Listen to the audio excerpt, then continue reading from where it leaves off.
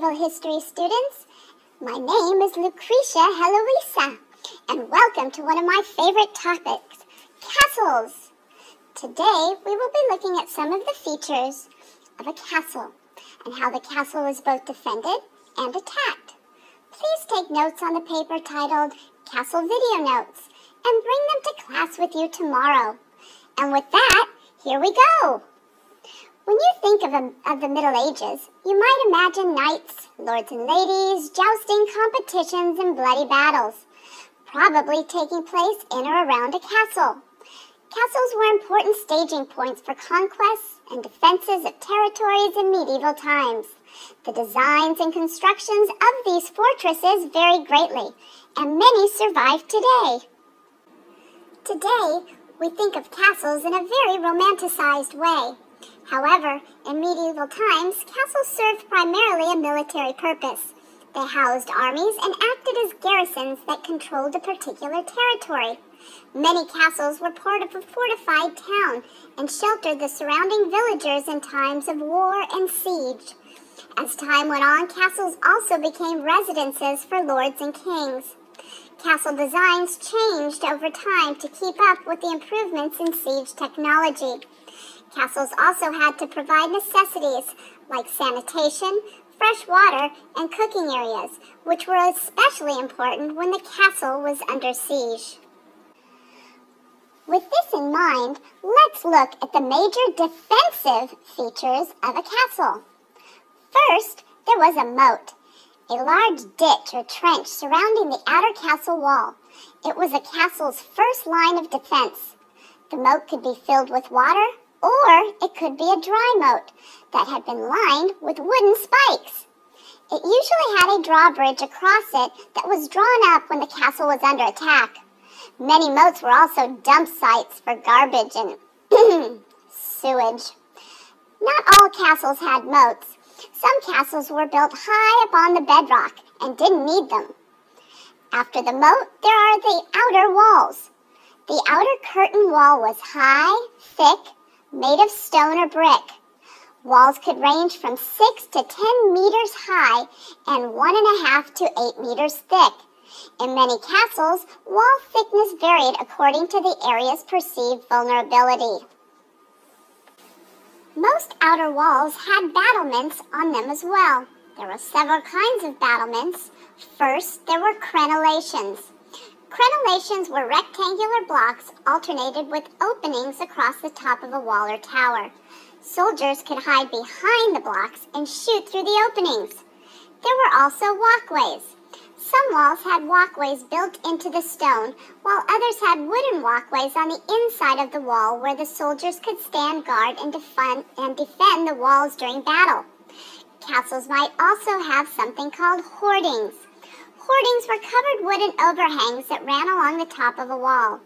Hoardings had holes in the floor from which soldiers could shoot arrows or dump various objects like rocks, hot tar, boiling water, or hot oil on top of attackers.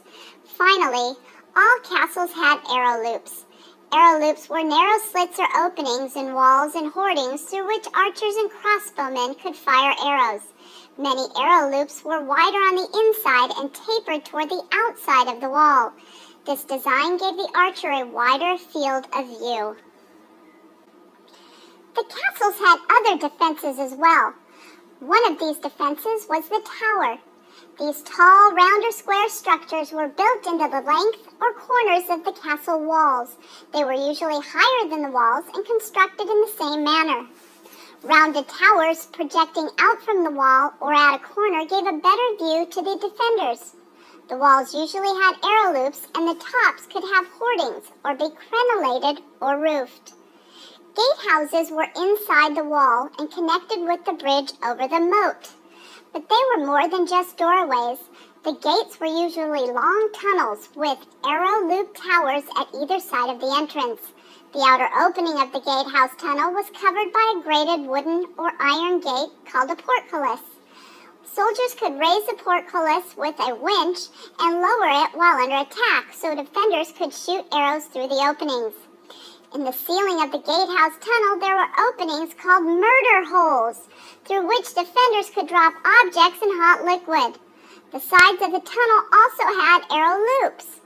Finally, the gatehouse had a heavy wooden door at the inner opening, which soldiers could shut and lock with braces. With all of these protections, you might think the castles were indestructible. But that was not the case at all. There were several ways to lay siege to a castle. The first was a strategy called surround and starve. The invading army surrounded the castle and cut off its supply of food and water with the hope of starving the defenders.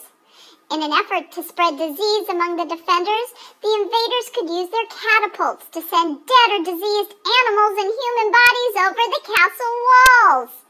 They could also lob fiery projectiles to wreak havoc inside the castle. This siege method was actually preferred because the invading army might negotiate the castle's surrender with minimal casualties. But it took months to years to work, and the invading army had to be very well supplied with food and water for the duration of the siege. The second siege strategy was to scale the walls. The invaders would set huge scaling ladders against the castle's outer curtain wall. Invading soldiers would climb the ladders to gain access to the castle. However, the climbers were vulnerable to arrow fire and objects thrown at them from the battlements on the castle walls. Defenders could also push the ladder off the walls. Alternatively, the invaders built large wooden siege towers and filled them with soldiers. Other soldiers would wheel the towers to the base of the curtain wall. Soldiers in the top of the tower would lower a plank, storm across it onto the battlements, and hope to outnumber the defenders. The third strategy was to ram the doors. If an invading army could break down the castle gate, they could enter the castle relatively easily. So they'd use battering rams or large wooden logs to pound against the gate or even the castle walls and eventually break it. Some battering rams were covered to shield the invading soldiers from the defenders' arrow fire and thrown objects. Sometimes the wooden castle gates were set on fire to weaken them. The final siege technique was called bring down the walls. If an invading army could create a breach in a wall, they could enter the castle in a less defended place. Invaders smashed the walls with battering rams and launched heavy stone projectiles and flaming projectiles at and over the walls. They used catapults, trebuchets, and ballistae. Another way to bring down castle walls was to mine under them. The invading army would dig tunnels under the castle walls and brace them with timber supports. Once they dug the tunnel far enough to the other side, they would set the tunnel on fire. The timber supports would be destroyed and the wall above the tunnel would collapse.